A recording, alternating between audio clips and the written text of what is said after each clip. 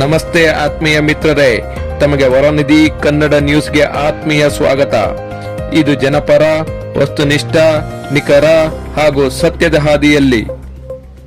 ಮಿತ್ರರೇ, ನಾನು ಮೊದಲ ಭಾಗದಲ್ಲಿ ತಮಗೆ ವಿಷ್ಣುವರ್ಧನ್ ರವರು ಮತ್ತು ಜೋಸೆಮನ್ ರವರ ಸೂಪರ್ ಹಿಟ್ ಜೋಡಿಯ ಕಷ್ಟ ಕಾರ್ಪಣ್ಯಗಳು, ಸಿನಿಮಾ ಮಾಡಲು ಅವರು ಎದುರಿಸಿದ ಸವಾಲುಗಳ ಮುಂದುವರಿದ ಭಾಗವನ್ನು ನೋಡೋಣ ಮಿತ್ರರೇ.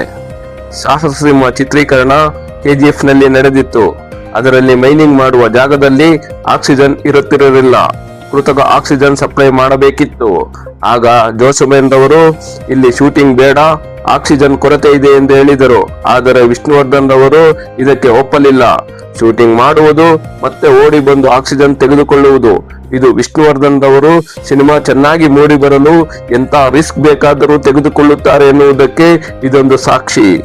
ಸಾಹಸ ಸಿಂಹ ಸೂಪರ್ ಡೂಪರ್ ಹಿಟ್ ಆಗಲು ವಿಷ್ಣುವರ್ಧನ್ ಅವರ ಕಾರ್ಯಕ್ಷಮತೆ, ರಿಸ್ಕ್ ತೆಗೆದುಕೊಳ್ಳುವ ಗುಣ, ಸಿನಿಮಾಗೆ ಏನು ಕೇಳಿದರೆ ಅದನ್ನು ಕೊಡುವ ಗುಣ, ಫೈಟ್ ಮಾಡಿದರೆ ರೂಪಗಳನ್ನು ಉಪಯೋಗಿಸುತ್ತಿರಲಿಲ್ಲ. ಸ್ವತಃ ತಾವೇ ನಟಿಸಿ ಅನೇಕ ಗಂಡಾಂತರಗಳಿಂದ ತಪ್ಪಿಸಿಕೊಂಡಿದ್ದಾರೆ. ಇದು ವಿಷ್ಣುವರ್ಧನ್ ಅವರಿಗೆ ಸಿನಿಮಾ ಮೇಲಿದ್ದ ಪ್ರೀತಿ ಮತ್ತು ಬದ್ಧತೆ. ಮತ್ತೊಂದು ಸಂದರ್ಭದಲ್ಲಿ ಸಾಹಸ ಸಿಂಹ ಶೂಟಿಂಗ್ ನಡೆಯುತ್ತಿರುವಾಗ ಜೋಸೆಮನ್ ರವರ ತಾಯಿ ತೀರಿಕೊಂಡಿದ್ದರು. ಆಗ ವಿಷ್ಣುರವರು ಜೋಸೆಮನ್ ರವರಿಗೆ ಶೂಟಿಂಗ್ ನಿಲ್ಲಿಸು ಎಂದು ಹೇಳಿ ಅವರನ್ನು ಪಕ್ಕದ ರೂಮ್ಗೆ ಕರೆದುಕೊಂಡು ಹೋಗಿ, ಒಂದು ನಿಮಿಷ ಧೈರ್ಯ ತಗೊಳ್ಳಿ ಎಂದು ಹೇಳಿ ಬಾಚಿ ತಪ್ಪಿಕೊಂಡು ನಿಮ್ಮ ತಾಯಿ ತೀರಿಕೊಂಡಿದ್ದಾರೆ ಎಂದು ಹೇಳಿದರು. ಜೋಸೆಮನ್ ಮತ್ತು ವಿಷ್ಣುವರ್ಧನ್ ರವರು ಮಗು ತರ ಇಬ್ಬರು ಅತ್ತಿದ್ದರು. ಆಗ ವಿಷ್ಣುವರ್ಧನ್ ಜೋಸೆಮನ್ನರ ಕಣ್ಣುಗಳನ್ನು ಒರೆಸಿ ತನ್ನ ಕಣ್ಣುಗಳನ್ನು ಒರೆಸಿಕೊಂಡು ಹೋಗಿ ತಾಯಿ ಅವರನ್ನು ನೋಡು ಎಂದು ಹೇಳಿದ್ದರು. ವಿಷ್ಣುರವರ ತಾಯಿ ಅಪ್ಪುಗೆ ಕೊಟ್ಟಿದ್ದನ್ನು ಜೋಸೆಮನ್ ರವರು ಸ್ಮರಿಸಿದ್ದರು. ಜೋಸೆಮನ್ ರವರಿಗೆ ನೋವು ಮತ್ತು ತೊಂದರೆ ಆದಾಗ, ತಾಯಿ ತೀರಿದಾಗ 2 ಸಲ ವಿಷ್ಣುವರ್ಧನ್ ರವರು ಕಣ್ಣೀರು ಹಾಕಿದ್ದರು. ಇಬ್ಬರ ನಡುವೆ ಈ ರೀತಿಯ ಬಾಂಧವ್ಯ ಇತ್ತು. ಮಹಾಪ್ರಚಂಡರು ಸಿನಿಮಾಗಳಾದ ಮೇಲೆ 9 ವರ್ಷ ಜೋಸೆಮನ್ ರವರು ವಿಷ್ಣುರವರ ಯಾವುದೇ ಚಿತ್ರಗಳನ್ನು ನಿರ್ದೇಶನ ಮಾಡಲಿಲ್ಲ. ಕಾರಣವೇನೆಂದರೆ, ಒಮ್ಮೆ MP ಶಂಕರ್ ರವರು ಚಿತ್ರ ನಿರ್ಮಿಸುವುದಕ್ಕೆ ಜೋಸೆಮನ್ ರವರಿಗೆ ಹೇಳಿ ಕತೆ ಓಕೆ ಆಯ್ತು. ಆದರೆ ನೆಕ್ಸ್ಟ್ ಡೇ ಬಂದು ಈ ಚಿತ್ರ ನಿರ್ಮಾಣ ಸಾಧ್ಯವಿಲ್ಲ ಎಂದರು. ಆಗ ಏಕೆ ಎಂದು ಕೇಳಿದಾಗ 100 ಪತ್ರಗಳನ್ನು ತೋರಿಸಿ ವಿಷ್ಣುರವರ ಜೊತೆಯಲ್ಲಿ ಚಿತ್ರ ಮಾಡಬಾರದು ಎಂದು ಪತ್ರಗಳನ್ನು ಬರೆದಿದ್ದರು. ಅದರಲ್ಲಿ ಒಬ್ಬ ರಕ್ತದಲ್ಲಿ ಕಾಗದ ಬರೆದಿದ್ದ, ಹಾಗೇನಾದರೂ ಚಿತ್ರ ನಿರ್ಮಿಸಲು ಪ್ರಯತ್ನ ಪಟ್ಟರೆ ನಾವು ತಡೆ ಒಡ್ಡುತ್ತೇವೆ, ಗಲಾಟೆ ಮಾಡುತ್ತೇವೆ ಎಂದು ಎಚ್ಚರಿಕೆ ಕೊಟ್ಟಿದ್ದರು. ಹಾಗೇನಾದರೂ ನೀವೇನಾದರೂ ಸಿನಿಮಾ ನಿರ್ಮಿಸಬೇಕೆಂದರೆ ಜೋಸೆಮನ್ ಮತ್ತು ವಿಷ್ಣುವರ್ಧನ್ ಜೊತೆ ಇರಬಾರದು ಎಂದು ಕಂಡೀಷನ್ ಹಾಕಿದ್ದರು. ಕೊನೆಗೆ ವಿಷ್ಣುರವರಿಗೆ ಮತ್ತು MP ಶಂಕರ್ ಅವರಿಗೆ ವಿಷಯ ತಿಳಿಸಿ ಬೇರೆ ನಿರ್ದೇಶಕರು ಅಂದರೆ ಭಾರ್ಗವ ಅವರನ್ನು ಬುಕ್ ಮಾಡಿದರು. ಆ ಚಿತ್ರ ಯಾವುದೆಂದರೆ ಒಂದೇ ಗುರಿ. ಇದು ಜೋಸೆಮನ್ ರವರಿಗೆ ತುಂಬಾ ದುಃಖ ತಂದಿತ್ತು. ಜೋಸೆಮನ್ ರವರಿಗೆ ತನ್ನ ಬಗ್ಗೆ ಏಕೆ ಇಷ್ಟೊಂದು ವಿರೋಧ ಮಾಡುತ್ತಿದ್ದಾರೆ ಎಂದು ನೋವಾಗಿತ್ತು.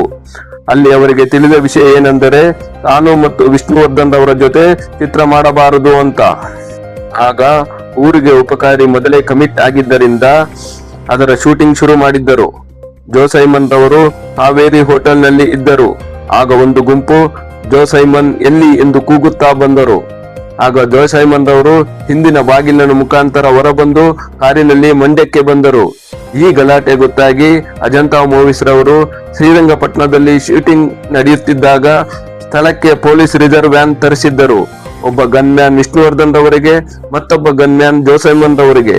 ಇಡೀ ಚಿತ್ರ ರಿಸರ್ವ್ ವ್ಯಾನ್ ಇಟ್ಟು ಚಿತ್ರ ಮುಗಿಸಿದ್ದರು. ಜೋಸೆಮನ್ ರವರು ದಿನ ಮಂಡ್ಯದಿಂದ ಅಪ್ ಅಂಡ್ ಡೌನ್ ಮಾಡುತ್ತಿದ್ದರು. ಅದಾದ ಮೇಲೆ ವಿಷ್ಣುರವರು ಮತ್ತು ಜೋಸೆಮನ್ ರವರು ಇನ್ನು ಮೇಲೆ ಜೊತೆಯಲ್ಲಿ ಚಿತ್ರ ಮಾಡಬಾರದೆಂದು ನಿರ್ಧರಿಸಿದರು. ಮಹಾಪುರುಷ ಫೈಟಿಂಗ್ ಚಿತ್ರೀಕರಣ ಸಂದರ್ಭದಲ್ಲಿಯೂ ಕೆಲವು ಕಿಡಿಗೇಡಿಗಳು ತೊಂದರೆ ಕೊಟ್ಟಿದ್ದರು. ಆಗ ಇಬ್ಬರು ಕಾರಿನಿಂದ ಎಸ್ಕೇಪ್ ಆಗಿದ್ದರು. ಫೈಟ್ ಮಾಸ್ಟರ್ ವಿಜಯ್ ರವರು ಓಡಿ ತಪ್ಪಿಸಿಕೊಂಡಿದ್ದರು. ಮಹಾಪ್ರಚಂಡರು ಸಿನಿಮಾ ಮೆಜೆಸ್ಟಿಕ್ ಥಿಯೇಟರ್ ನಲ್ಲಿ ರಿಲೀಸ್ ಆದಾಗ ಗಾಜುಗಳನ್ನು ಪುಡಿ ಪುಡಿ ಮಾಡಿದ್ದರು. ಒಮ್ಮೆ ಅಭಿಮಾನಿ ಎಂದು ಹೇಳಿ ಚಾಕುವಿನಿಂದ ವಿಷ್ಣುವರ್ಧನ್ ರವರ ಅಂಗೈಯನ್ನು ಕೊಯ್ದಿದ್ದರು. ಇದೆಲ್ಲ ಆಗಿದ್ದರಿಂದ ಇನ್ನು ಮೇಲೆ ಜೊತೆಯಲ್ಲಿ ಸಿನಿಮಾ ಮಾಡಬಾರದೆಂದು ವಿಷ್ಣುರವರು ಮತ್ತು ಜೋರವರು ನಿರ್ಧರಿಸಿದರು. ಅವರಿಬ್ಬರಿಂದ ಬರಬೇಕಿದ್ದ ಸಾಹಸಮಯ ಚಿತ್ರಗಳು ಅಂದಿಗೆ ಕೊನೆಯಾಯಿತು. ಕನ್ನಡದ ಚಲನಚಿತ್ರ ರಂಗಕ್ಕೆ ನಷ್ಟವಾಯಿತು. ಈ ಇಬ್ಬರ ಜೋಡಿಯ ಎಲ್ಲಾ ಚಿತ್ರಗಳು ಸೂಪರ್ ಹಿಟ್ ಆಗಿತ್ತು. ಇದು ನಿಜಕ್ಕೂ ದುರದೃಷ್ಟ ಸಂಗತಿ. 18ರಿಂದ 20 ಚಿತ್ರಗಳು ಇಬ್ಬರ ಕಾಂಬಿನೇಷನ್ ನಲ್ಲಿ ಬರುವುದನ್ನು ಕಿಡಿಗೇಡಿಗಳು ತಡೆದಿದ್ದರು. ಇದರಿಂದ ಇಬ್ಬರ ಯಶಸ್ವಿ ಪಯಣ ಮುಗಿಯಿತು. ಇಂಥ ಪ್ರಮುಖವಾದ ವಸ್ತುನಿಷ್ಠ ವರದಿಗೆ ವರನಿಧಿ ಕನ್ನಡ ನ್ಯೂಸ್ ಅನ್ನು ಲೈಕ್ ಮಾಡಿ. ಸಬ್ಸ್ಕ್ರೈಬ್ ಮಾಡಿಲ್ಲವೆಂದರೆ ಸಬ್ಸ್ಕ್ರೈಬ್ ಮಾಡಿ, ಬೆಲ್ ಐಕಾನ್ ಒತ್ತಿ ಮತ್ತು ಕಮೆಂಟ್ ಹಾಗೂ ಶೇರ್ ಮಾಡಿ. ಧನ್ಯವಾದಗಳು ಮಿತ್ರರೇ.